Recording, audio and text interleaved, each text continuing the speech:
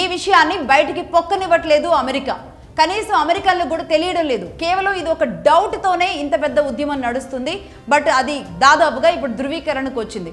అందులో నెంబర్ 1, ఇందులో Abraham Lincoln గురించి మాట్లాడదాం. ఇది ఎయిర్ క్రాఫ్ట్ క్యారియర్, అంటే ప్రపంచంలో ఏ దేశం దగ్గర కూడా లేనంత బలమైన ఒక యుద్ధ నౌక ఇది అమెరికాకి. ఇప్పుడు అది లేదు. ఏమైపోయింది అంటే దాదాపుగా 3-4 సార్లు ఇరాన్ చేసిన యుద్ధంతో ఇరాన్ పేల్చిన ఈ మిసైల్స్తో మరి అది ఏమైపోయిందో తెలియడం లేదు. దానికి సంబంధించిన విషయాలు తెలియజేయడం లేదు. అంటే ఇక్కడ అబ్రహాం లింకన్ ఒకవేళ స్టిల్ వర్క్ చేస్తూ ఉంటే గనక, యుద్ధం చేస్తూ ఉంటే గనక ఇప్పుడు గెరాల్డ్ ఫోర్డ్ తెర మీదకి రాదు.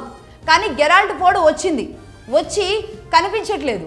గెరాల్డ్ ఫోర్డ్ ఏమైంది అన్న దానికి మీడియా అడుగుతున్న ప్రశ్నలకి అమెరికా డిఫెన్స్ సెక్రటరీ ఆఫీస్ ఇచ్చిన రిపోర్ట్ ఏంటో తెలుసా? ఈ గెరాల్డ్ ఫోర్డ్లో ఒక సోల్జర్ ఆయన లాండ్రీ చేసుకుంటూ ఉన్నారు. అంటే ఐరన్ లాంటిది ఏదో చేసుకుంటూ ఉంటే షార్ట్ సర్క్యూట్ అయింది. అది కాస్త సోల్జర్స్ నిద్రిస్తున్న వాళ్ళ బెడ్స్ ఏవైతే ఉంటాయో దాదాపుగా ఆ బెడ్స్ అన్ని కాలిపోయినాయి. దాంతోపాటుగా అది నౌకకు కూడా ఆ మంటలు అంటుకోవడం వల్ల ఆ షార్ట్ సర్క్యూట్ వల్ల అది రిపేర్ వచ్చింది. రిపేర్ కోసం ప్రస్తుతానికి పంపాము. ఎక్కడ? క్రొయేషియా ఐలాండ్కి పంపించాము. అక్కడ రిపేర్ అవుతుంది. రిపేర్ అవ్వగానే వస్తుంది. గ్రీక్ దగ్గర ఉన్న క్రొయేషియా ఐలాండ్ దగ్గరికి ప్రస్తుతానికి ఈ గెరాల్డ్ ఫోర్డ్ అనే యుద్ధ నౌక వెళ్ళింది అనేది అంతర్జాతీయ మీడియాకి ఈ డిఫెన్స్ సెక్రటరీ ఆఫీస్ ఇస్తున్న రిపోర్ట్ అన్నమాట ఇది.